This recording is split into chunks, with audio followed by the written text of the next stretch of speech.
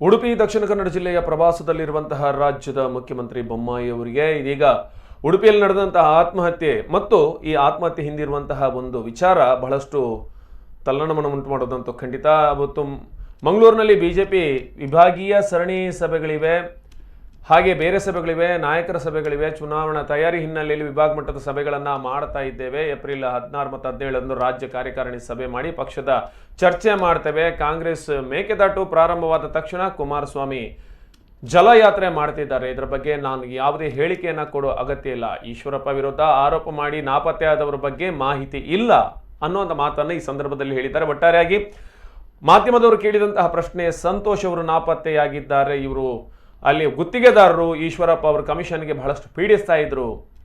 ಇದಕ್ಕೆ ಪ್ರತಿಕ್ರಿಯೆ ನೀಡಿರುವಂತಹ ಮುಖ್ಯಮಂತ್ರಿಗಳು, ಈಶ್ವರಪ್ಪ ವಿರುದ್ಧ ಆರೋಪ ಮಾಡಿ ನಾಪತ್ತೆಯಾದವರ ಬಗ್ಗೆ ಮಾಹಿತಿ ಇಲ್ಲ, ಅದರ ಬಗ್ಗೆ ವಿಚಾರಿಸ್ತೇನೆ, ನಿಮ್ಮ ಹತ್ರ ಮಾಹಿತಿ ಇದ್ರೆ ನನಗೆ ಕೊಡಿ, ವಿಚಾರಿಸ್ತೇನೆ. ಯಾವುದೇ ಧರ್ಮ ಯುದ್ಧ ಅಲ್ಲ, ಸಂಘಟನೆಗಳು ಪ್ರಚೋದನಕಾರಿ ಮಾತನಾಡೋ ವಿಚಾರ ಅಲ್ಲ ಅಂತ ಹೇಳಿದ್ದಾರೆ. ಕ್ರಮ ತೆಗೆದುಕೋಬೇಕು, ಅಲ್ಲಿ ಹಿಂದೆ ಮುಂದೆ ನೋಡೇ ಇಲ್ಲ, ಕ್ರಮವನ್ನು ತೆಗೆದುಕೊಂಡಿದ್ದೇವೆ. ಅವರವರು ಸರ್ಕಾರದಲ್ಲಿದ್ದಾಗ ಅವ್ರು ಏನೇನೆಲ್ಲ ಮಾಡಿದ್ರು ಅನ್ನೋದನ್ನು ಸ್ವಲ್ಪ ಆತ್ಮಾವಲೋಕನ ಮಾಡಿಕೊಳ್ಳಿ.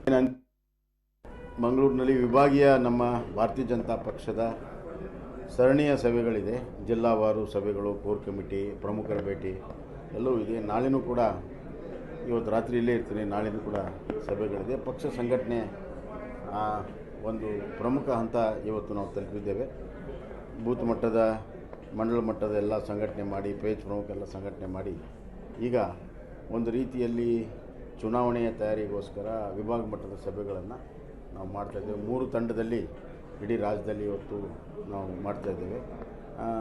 ನಾನು ಮೂರು ವಿಭಾಗಗಳಲ್ಲಿ, ಅಂದರೆ ವಿಭಾಗ ನಮ್ಮ ಪಕ್ಷದಲ್ಲಿ ವಿಭಾಗ ಮಾಡ್ಕೊಂಡಿದ್ದೇವೆ, ಅದರಲ್ಲಿ ನಾನು ಪಾಲ್ಗೊಳ್ತಾ ಇದ್ದೇನೆ. ಅದೇ ರೀತಿ ಅರುಣ್ ಸಿಂಗ್ ಯಡಿಯೂರಪ್ಪನವರು ಒಂದು ಕಡೆ, ಇನ್ನೊಂದು ನಳಿನ್ ಕುಮಾರ್ ಕಟೀಲ್, ಹೀಗೆ ಇಡೀ ರಾಜ್ಯಾದ್ಯಂತ ಈ 3-4 ದಿವಸದಲ್ಲಿ ನಾವು ಸುತ್ತಾಡಿ ಮತ್ತು 16, 17 ನಮ್ಮ ಸ್ಟೇಟ್ ಎಕ್ಸಿಕ್ಯೂಟಿವ್ ಮೀಟಿಂಗ್ ಮಾಡಿ ಅಲ್ಲಿ ಪಕ್ಷದ ಸಂಘಟನೆ ಮತ್ತು ರಾಜಕೀಯ